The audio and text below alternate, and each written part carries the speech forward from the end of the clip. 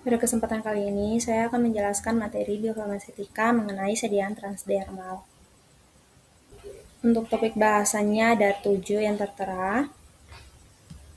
Untuk topik yang pertama ada struktur kulit dan juga jalur penetrasi. Bagian A ada anatomi kulit, di mana ini terdiri dari 3 bagian, yaitu epidermis yang merupakan bagian terluar kulit yang tidak memiliki pembuluh darah. Kemudian ada dermis yang memiliki pembuluh darah, saraf, dan juga jaringan ikat. Dan yang terakhir itu ada hipodermis, yaitu bagian terdalam yang tersusun dari jaringan lemak.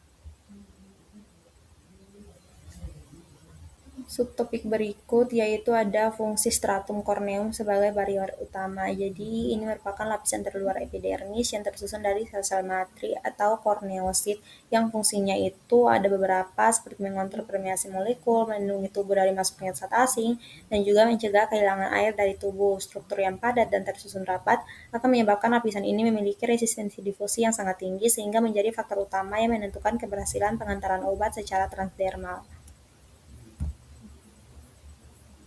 Selanjutnya, untuk jalur penetrasi terbagi menjadi 3, yaitu yang pertama jalur transseluler, yang jalur di mana obat menembus langsung melalui korneosit. Yang kedua itu ada jalur paraseluler atau intraseluler, yang merupakan jalur di mana obat berdifusi melalui celah antar sel yang dipenuhi oleh lipid intraseluler. Dan yang ketiga itu adalah jalur transapandegal yang melibatkan penetrasi melalui struktur tambahan kulit seperti folikel rambut dan juga kelenjar keringat.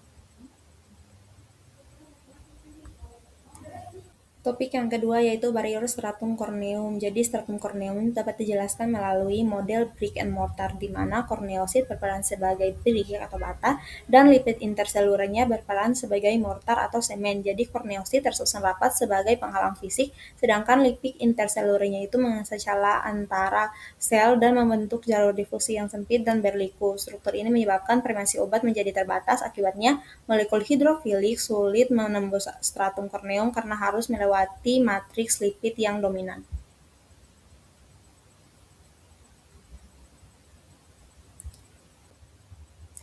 Topik yang ketiga yaitu kinetika penetrasi perkutan. Bagian yang pertama yaitu hukum Fick 1 tentang difusi. Ini sudah ada yang versi dimodifikasi untuk menggambarkan difusi melalui membran kulit. Jadi penetrasi obat melalui kulit itu mengikuti prinsip difusi pasti sesuai dengan hukum Fick 1.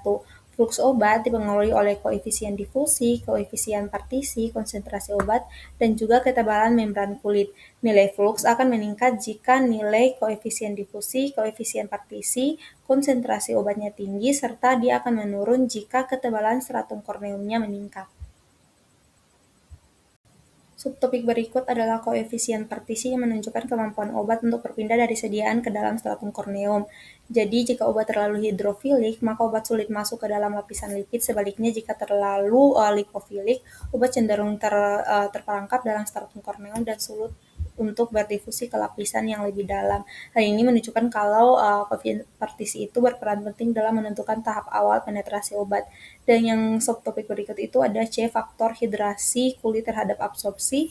Jadi hidrasi kulit itu meningkatkan permeabilitas stratum corneum dengan cara menyebabkan pembengkakan korneosit dan juga melonggarkan struktur lipid interseluler. Perubahan ini memperbesar ruang antar sel sehingga meningkatkan koefisien difusi dan juga mempermudah penetrasi obat. Topik yang keempat yaitu faktor yang mempengaruhi absorpsi terbagi menjadi 2, faktor fisikokimia. Yang pertama itu bobot molekul yang kurang dari 500 Dalton. Jadi molekul dengan ukuran lebih kecil mudah berdifusi melalui matriks lipid stratum korneum, sedangkan yang lebih besar mengalami hambatan. Yang kedua adalah koefisien partisi dengan log P1-3. Nilai log P yang optimal mencerminkan keseimbangan antara sifat lipofilik dan juga hidrofilik sehingga obat dapat masuk ke dalam stratum korneum dan berdifusi ke lapisan yang lebih dalam. Dan yang ketiga itu adalah dosis obat rendah. Sediaan transdermal umumnya digunakan untuk obat dengan dosis kecil karena keterbatasan luas permukaan kulit dan juga kemampuan penetrasi.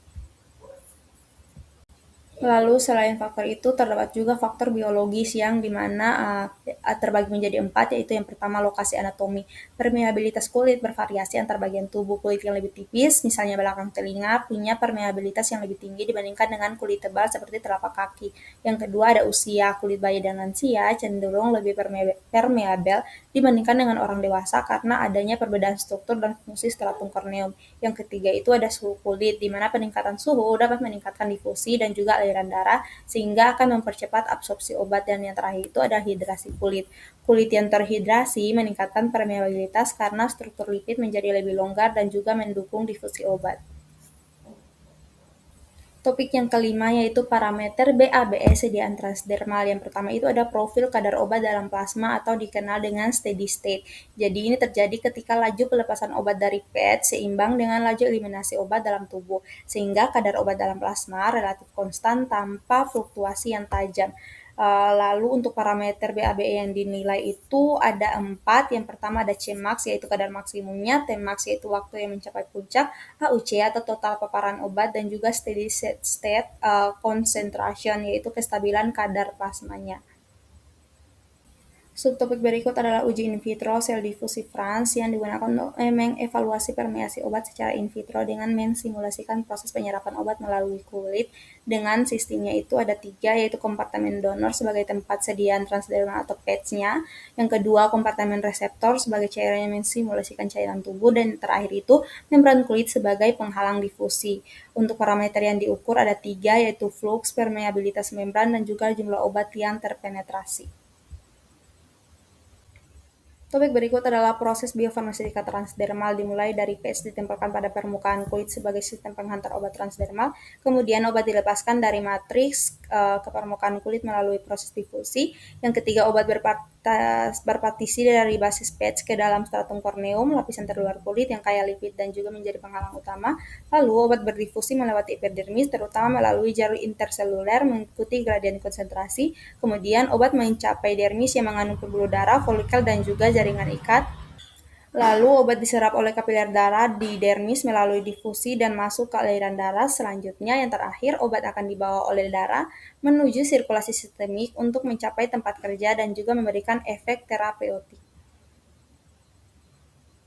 Topik berikutnya adalah enhancer dan pengembangan sediaan. Yang pertama ada chemical enhancer atau peningkatan penetrasi kimia yang bekerja dengan cara mengubah sifat fisikokimia stratum corneum sehingga meningkatkan permeabilitas kulit terhadap obat. Untuk mekanisme kerjanya ada 3, yaitu mengganggu struktur lipid interseluler pada stratum corneum, meningkatkan fluiditas lipid sehingga jalur difus menjadi lebih longgar, dan meningkatkan partisi obat dalam formulasi kulit dari formulasi ke kulit.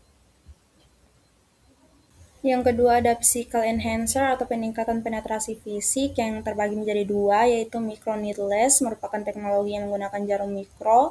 Untuk mekanismenya membuat jalur fisik langsung menembus stratum corneum, memungkinkan obat melewati barier tanpa harus berdifusi melalui lipid, meningkatkan permeasi molekul besar seperti peptida dan vaksin. Dan juga untuk yang kedua yaitu ada lontoporesis.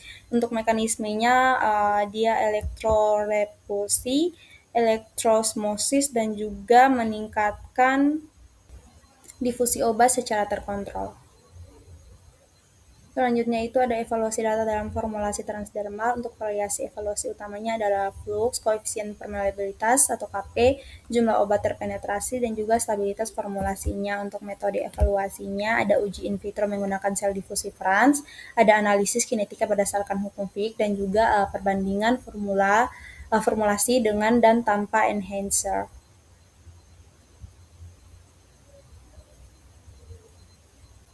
Jadi intinya itu enhancer dalam sediaan transdermal bekerja dengan 2 pendekatan utama, yaitu kimia dengan mengubah struktur lipid stratum corneumnya dan juga fisik dengan menciptakan jalur baru atau gaya dorong untuk penetrasi obat. Kombinasi kedua metode ini digunakan dalam pengembangan modern untuk meningkatkan efektivitas sistem penghantaran obat transdermal. Demikianlah penjelasan yang dapat saya berikan untuk materi sediaan transdermal. Semoga dapat dipahami dan bermanfaat. Terima kasih.